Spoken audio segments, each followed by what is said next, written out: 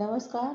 औद्योगिक प्रशिक्षण संस्थानों में पढ़ाए जाने वाले व्यवसाय बेसिक कॉस्मेटोलॉजी सैद्धांतिक विषय के टॉपिक मेकअप बेस पर आज हम आपको प्रशिक्षण प्रदान करेंगे।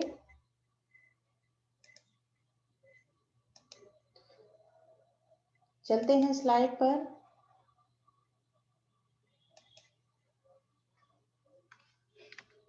और देखते हैं कि आज हम लोग मेकअप बेस में क्या क्या पढ़ेंगे।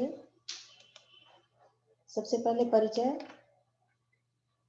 मेकअप बेस आज हम पढ़ेंगे। इसके अंतर्गत cleansing, toning, moisturising, serum, primer, concealer, foundation, highlighter और पाउडर के बारे में आज हम लोग पढ़ेंगे।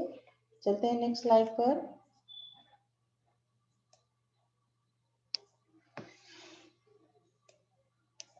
Makeup base. परफेक्ट और स्टाइलिश दिखने के लिए मेकअप को बेस देना बहुत ही ज़रूरी होता है, जिसके लिए हम एक शब्द सुनते हैं CTM मेकअप करते समय। तो आपको बता दें कि ये CTM है क्या। ये वो 3 टिप्स हैं जिन्हें अपना कर आप अपने त्वचा संबंधी परेशानियों को दूर कर सकते हैं। जैसे आपकी स्किन अगर रूखी है, बेजान है, तो इसके द्वारा आपका जो फेस है वो खिला खिला नजर आएगा। तो आज हम आपको बता दें कि ये CTM है क्या, जिसमें 3 अक्षर का प्रयोग किया गया है, C, T और M। C का मतलब है क्लीजिंग, T मतलब टोनिंग और M का मॉइस्चराइजिंग।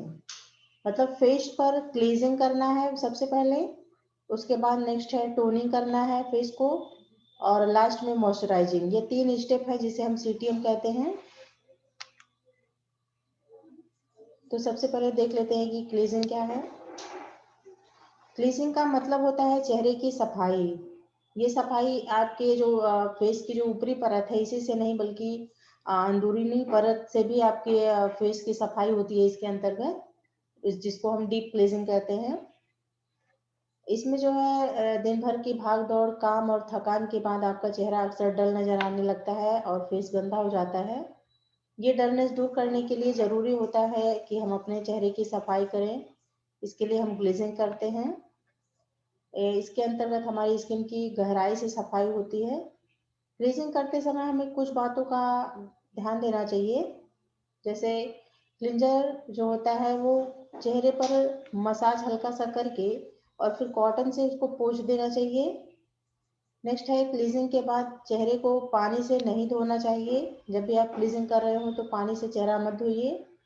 नेक्स्ट है चेहरे पर क्लींजर को हमेशा उंगलियों से लगाना चाहिए, न कि हथेलियों से। और क्लीजिंग के बाद चेहरे को बार बार रगड़ कर तौलिए से नहीं पोंछना चाहिए, इससे हमारी स्किन पर रैशेस आ जाते हैं। नेक्स्ट है टोनिंग। क्लीजिंग के अलावा आपको स्किन को टोन अप भी करना बहुत ही ज़रूरी होता है। इसके द्वारा हमारी स्किन की जो लेयर है, स्किन हमारी वो टाइट हो जाती है और हमारी त्वचा पर निखार आता है। ब्लीचिंग के बाद अगर त्वचा में कोई भी इम्प्योरिटी बची रहती है तो वो टोनिंग के द्वारा साफ हो जाती है। साथ ही स्किन से जो एक्स्ट्रा ऑयल है वो भी निकल जाता है। टोनिंग के लिए टोनर को सीधे चेहरे पर स्प्रे भी किया जा सकता है, या आप कॉटन से लेके आप स्किन पर लगा सकते हैं, या अपनी हथेलियों पर थोड़ी मात्रा इसकी लीजिए और चेहरे पर थपथपाते हुए मालिश करिए और ये स्किन के अंदर चला जाएगा। अगर आप प्राकृतिक चीज़ों को अप्लाई करना ज़्यादा पसंद करते हैं तो आप टोनिंग के लिए नियमित रूप से ग्रीन टी या गुलाब जल का इस्तेमाल भी कर सकते हैं। ये भी अच्छा टोनर होता है। इससे आपकी स्किन कोमल तो बनती ही है, साथ ही आपकी स्किन में कसावट भी आती है। नेक्स्ट स्लाइड पर चलते हैं। नेक्स्ट है हमारा मॉइस्चराइजिंग। क्लीजिंग और टोनिंग के बाद स्किन को मॉइस्चराइज करना बेहद ज़रूरी होता है, ताकि हमारी स्किन में जो नमी है वो बनी रहे। इससे स्किन रूखी होने के बजाय अच्छी मुलायम बन जाती है। इसके लिए भी आप मॉइस्चराइज़र का इस्तेमाल करते हैं। जो मार्केट में अलग अलग मॉइस्चराइज़र उपलब्ध हैं, जो आपको सूट करे उसको आप इस्तेमाल कीजिए। इसके लिए क्रीम लगाकर हाथों से आप स्किन पर हल्का सा मसाज करेंगे। ध्यान रखें कि अगर आपकी त्वचा रूखी है या ऑयल बेस्ड है तो मॉइस्चराइजर आप अपने स्किन के हिसाब से ही लें। नेक्स्ट स्लाइड पर चलते हैं। CTM प्रोसीजर जो है वो कंप्लीट होने के बाद आप मेकअप बेस बनाते समय सबसे पहले आप सीरम का यूज करेंगे। अगर आप चाहते हैं कि मेकअप के बाद आपका फेस जो है वो ऑयली ना नजर आए तो आप अपने स्किन पर सीरम की 3-4 बूंदे लेकर चेहरे पर टैप करते हुए इसे लगाएं। खासकर उस एरिया पर लगाएं जहां आपको ज़्यादा ऑयल आता है फेस पर। नेक्स्ट है प्राइमर।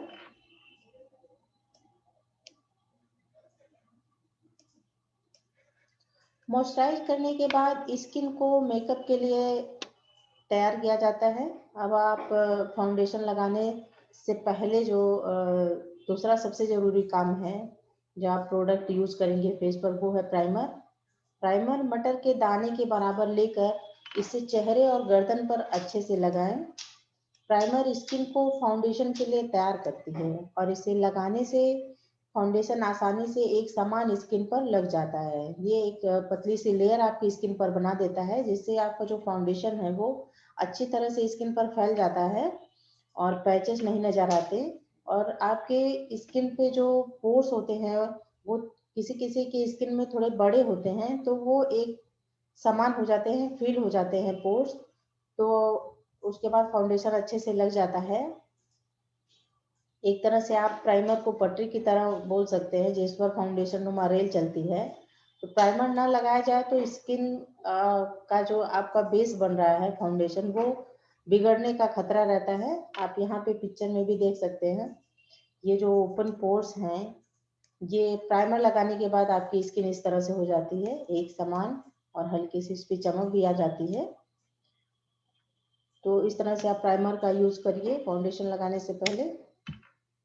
नेक्स्ट है कंसीलर। कंसीलर क्या करता है हमारे जो दाग धब्बे हैं स्किन पे या डार्क सर्कल हैं उनको वो कवर करता है। अमूमन लोगों को यह कंफ्यूजन होता है कि चेहरे पर सबसे पहले कंसीलर लगाएं या फाउंडेशन। तो इसका जवाब है कंसीलर। ऐसा इसलिए क्योंकि कंसीलर डार्क सर्कल और डार्क स्पॉट को कवर करके फाउंडेशन का काम कम कर देता है। स्किन को फाउंडेशन लगाने से पहले ही इवन टोन देता है यह। तो कंसीलर को अच्छी तरह से आंखों के नीचे और चेहरे के सभी डार्क स्पॉट एरिया पर लगा सकते हैं आप। यहाँ पिक्चर में देखिए ये आंखों के नीचे यहाँ पे ये कंसीलर लगाया गया है। और आप आईब्रो के किनारे ऊपर और नीचे भी कंसीलर लगाते हैं, यहाँ पे लगाया जाता है ताकि आपकी आईब्रो जो है वो एकदम क्लीन दिखाई दे। और ये इसकी वजह से कंसीलर की वजह से आपकी आईब्रो जो है वो हाईलाइट होने लगती है। यहाँ पे आप देखिए डार्क सर्कल पर अप्लाई किया जाता है कंसीलर, आईब्रो के नीचे और ऊपर, आईलिड पे। और ये स्पॉट जो है जैसे पिंपल्स वगैरह के दाग धब्बे हैं तो उस जगह पे आप कंसीलर का इस्तेमाल कीजिए तो वो एरिया जो है वो छुप जाता है। नेक्स्ट स्लाइड पर चलते हैं। और नेक्स्ट हमारा टॉपिक है फाउंडेशन। कंसीलर के बाद हमको फाउंडेशन अप्लाई करना है। कंसीलर के बाद बारी आती है फाउंडेशन की। इसे आप सावधानी से अपनी स्किन टोन के हिसाब से चुनें। आपका स्किन का कलर जैसा है उस हिसाब से आपको फाउंडेशन मार्केट में मिल जाएगा। गलत फाउंडेशन का इस्तेमाल आपका पूरा मेकअप बिगाड़ सकता है। अगर आपके पास ड्राई फाउंडेशन है तो इसे लगाने के लिए स्पंज का इस्तेमाल करें। लेकिन अगर फाउंडेशन लिक्विड है तो ब्रश के इस्तेमाल से अच्छी तरह से आपके फेस पर अप्लाई हो जाएगा। फाउंडेशन चेहरे को बेदाग और चमकदार बनाता है लेकिन इसे सही तरीके से अप्लाई न किया जाए तो ये बहुत ही पैची लुक देने लगता है, बहुत ही खराब लगता है। इसलिए फाउंडेशन चुनने के साथ इसे लगाने का सही तरीका भी आपको आना चाहिए। लिक्विड फाउंडेशन हर तरह की स्किन के लिए ठीक होता है तो इसे लगाने का हम आपको तरीका बताते हैं। चेहरे पर फाउंडेशन सही तभी माना जाता है जब ये लगाने के बाद नजर ना आए। आपको ये दिखना नहीं चाहिए कि फाउंडेशन लगा हुआ चेहरा है। यदि फाउंडेशन चेहरे पर पुता हुआ नजर आता है तो समझ लीजिए कि फाउंडेशन आपको सही तरीके से अप्लाई करना नहीं आता, या आपका फाउंडेशन जो है वो आपकी स्किन टोन से मैच नहीं कर रहा है। यहाँ पे आप पिक्चर में भी देख सकते हैं, अलग अलग स्किन के कलर के हिसाब से मार्केट में फाउंडेशन उपलब्ध है, उनकी नंबरिंग होती है इस तरह से, आप यहाँ पिक्चर में देखिए। नेक्स्ट स्लाइड पर चलते हैं। यहाँ पे हम आपको बता दें कि फाउंडेशन जो स्पंज होता है, जिसे ब्यूटी ब्लेंडर कहते हैं, वो इस तरह से मार्केट में उपलब्ध है। ये कई डिजाइन के आते हैं। इस तरह से पानी में इसको पहले डिप किया जाता है, उसके बाद उसका सारा पानी जो है निचोड़ कर ख़त्म करके फिर फाउंडेशन को फेस पर लगाते हैं। ये इस तरह से फेस पर, यहाँ पिक्चर में आप देखिए, ये स्पॉट के रूप में पहले फाउंडेशन को अप्लाई किया जाता है फेस पे उंगलियों के टिप से, और बाद में इसको थपथपा कर इसी ब्यूटी ब्लेंडर से आप इसको पूरे स्किन पर फैलाते हैं।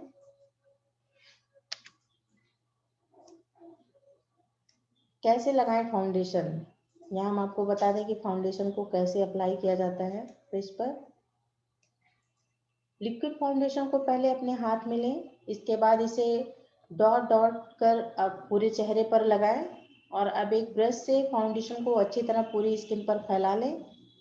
और नेक्स्ट है कि आप ब्यूटी ब्लेंडर को हल्का गीला करें और अच्छी तरह से उसका सारा पानी निचोड़ कर निकाल दें और स्किन पर थपथपाएं। याद रखें, इसे रगड़ने या फैलाने का काम न करें, इससे फाउंडेशन हट जाएगा।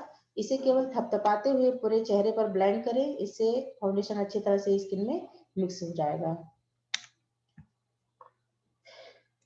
अब कुछ लोग फाउंडेशन लगाते समय कुछ गलतियां भी करते हैं, उसे हम आपको बता दें कि फाउंडेशन लगाने से पहले स्किन को मॉइस्चराइज करना न भूलें, मॉइस्चराइज अवश्य करें।